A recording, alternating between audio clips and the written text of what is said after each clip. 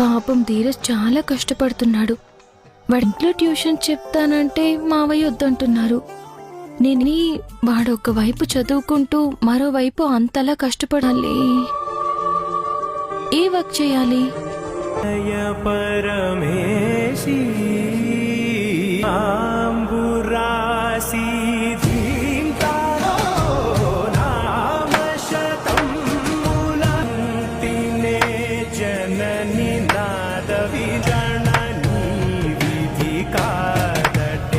లో కూడా చాక్లెట్ల కోసం ఏడ్చే చంటి పిల్ల టైప్ అనుకున్నాను.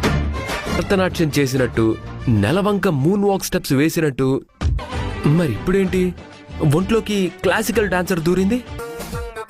పొరపాటున కత్తి తీసుకొని పొడిచే అలవాటు ఉంటేనా? ఇదిగో నీకు విషయం తెలుసా, నీ చదువు అయిపోయిన తర్వాత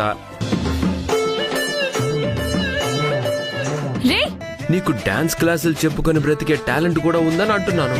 డాన్స్ క్లాసులు చెప్పానే అనుకో, అప్పుడు ఎవరికి ఎలాంటి ప్రాబ్లం. ధీరజ్, నీకు నేను హెల్ప్ అవ్వడానికి తెలియకుండానే నా డాన్స్ బాగుందని కాంప్లిమెంట్ ఇచ్చావు కదా.